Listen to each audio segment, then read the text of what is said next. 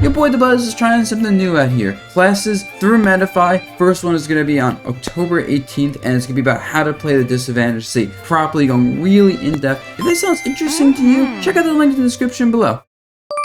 I do think Meta Knight ruined Brawl. Well, I think Meta Knight Ices. Honestly, if the Brawl team was smart, it would have banned both those characters. It's still kind of a shitty game, but it would have been much better. Now, Smash 4 Bayo. By 2018, that character either needed to go, or the game was gonna die for good. If Ultimate didn't get announced, TOs would have to accept people are gonna stop playing the game if she wasn't banned. The thing with Steve, he's way too similar to Bayo in terms of what's happening right now. I hate it.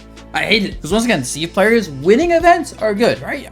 Cola can literally farm most of Japan with his secondaries. But the game feel, watching the character, it does feel like the same shit is happening. Because in Bayo, a lot of the Bayos in Smash 4 were good players that picked her up. Ultimate actually is worse in that regard. Because a lot of the Steves picking him up and doing well were people that we don't know if they were good. Because first, I don't care about Wi-Fi results. I don't give a shit if someone was doing 2-2 in Wi-Fi events. But it definitely is the Smash 4 vibes, though, of, watching the character. It's objectively broken. I can tell you from my personal experience, and a lot of others, we don't like playing Steve. He's just not fun. He doesn't play Smash. He plays his own game, and it's like, you learn how to play Smash Brothers, you don't want to learn to play not Smash Brothers. Yeah. No, so Steve is a single-player character in a game that's multiplayer. I will also say when you're a more established player, and a character releases over 2 years into the game that we're not confident in being good, no one's ever got picked them up. It wasn't like Smash 4 Bayo, Smash 4 Cloud was very obviously ridiculously fucked when they released. Steve was actually opposite. People thought he wasn't that great on release. I was one of them, right? You don't want to drop your main for an unproven character you're not confident in, especially when you want to have results. You need to have results to be a top player. But it's also not fun to watch.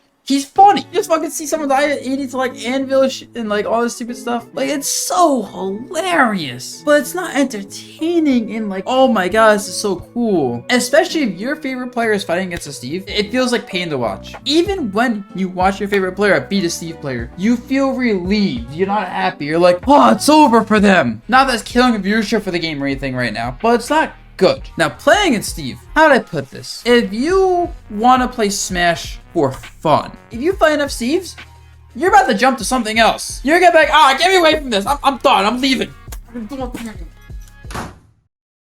Granted, a lot of characters do that, but I feel like it does that to everyone. And it's not one of those things you can just grind and learn how to fight them and won't be as bad. I feel like in most fighting games and most Smash characters, you grind the matchup, unless the matchup really sucks. You learn it, it's not big of a deal. But the character really is just a turnoff to people who want to enjoy playing Smash, but aren't trying to win. Because if you're trying to win and be the best and be a competitor, top player, whatever, you're gonna deal with it. You're gonna hold the L, you're gonna be like, well, this sucks, but I gotta do it to win. You're gonna get good, you're gonna learn the matchup. But let's be real, we got 300 people in chat right now. How many of y'all damn, I wanna be the best, I'm trying to be number one, I will grind and fight through everything for it. Yeah, right? So it's for most of y'all, it's just not good. I mean, no one's good, but it's just bad for the game right now. And it is getting worse. There was 9 Steves in top 64. We have now 2 different Steves in 2 different countries winning nationals. Granted, there are people that can be very talented, there are top players that don't adapt, whatever. New generation, new blood. He's gonna learn from the old blood, but get better. But man, we've had 2 Steves winning these nationals, usurping the work of so many players with ease. Suddenly, everyone played Steve. Meadows only Steves. No one's watching anymore. Bro, I gotta work at McDonald's or something. Shit, man. I know Leffen said working at McDonald's is better than playing Smash Bros. For a living, but I worked at McDonald's for a whole 2 weeks of my life. 2 fucking weeks, and I quit that shit. I dealt with Bayo for 4 years, and that was more tolerable than 2 weeks at McDonald's. Bad for viewership, bad for play experience, so basically just bad for people in general. It just doesn't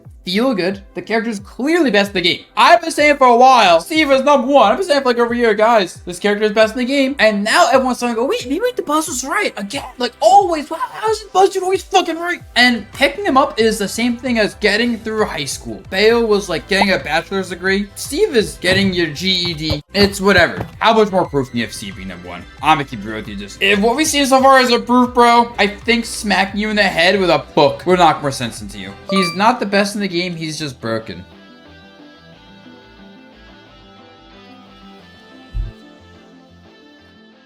I can't, I'm reading what you said and I can't make sense of it. So I feel like if I take my glasses off, by not being able to read it, I'll forget you even said such a thing. Oh yeah, I saw this clip. This clip is fucking gold. Minecart? Minecart gets hit for that. Does the same thing again pretty much, just jumps instead of minecarting. 4th time. No! Okay, so we all were thinking Aegis is broken, but I think Aegis is broken. But we could all acknowledge the character's weaknesses that were consistently being exploited. And the players playing Aegis and doing well with her were very established players. We're arguably doing basically the same, honestly. Even if Aegis is freaking broken, it's like not the same level. Also, we're not getting another patch for Ultimate. Let's be real here. Like, we're just not. Don't go, oh, we should ban this character because we'll get a patch from Nintendo to ban. No, they're just gonna say, oh, you want to ban him, yo? Sure, whatever. No, I can suck it. We're Nintendo. We said we're not patching the game anymore. We meant it.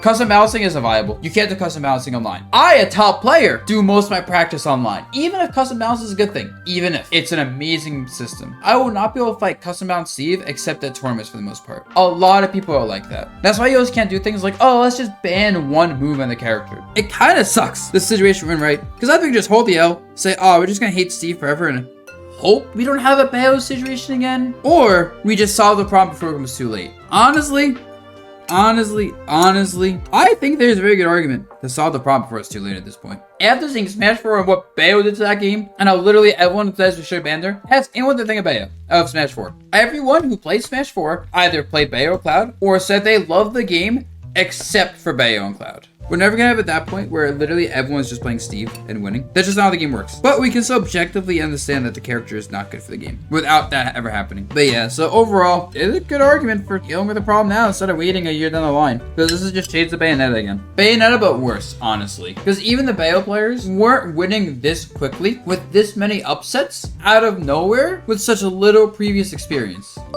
Yeah, so Valley, I don't think even we pulled the trigger, we do it now. I don't think we do it because of the circuits. You don't want to change the rules mid-circuit. But I do think prepping to pull the trigger for next year wouldn't be the worst idea. It might be a bad idea. It could be a mistake.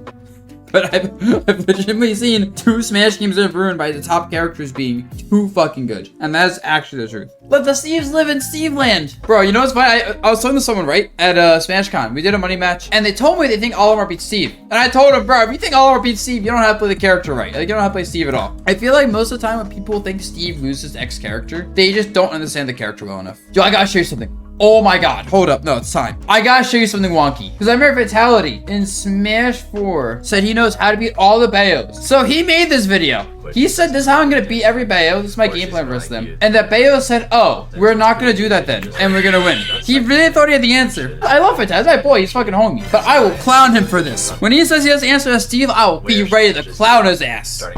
No! No! No! No!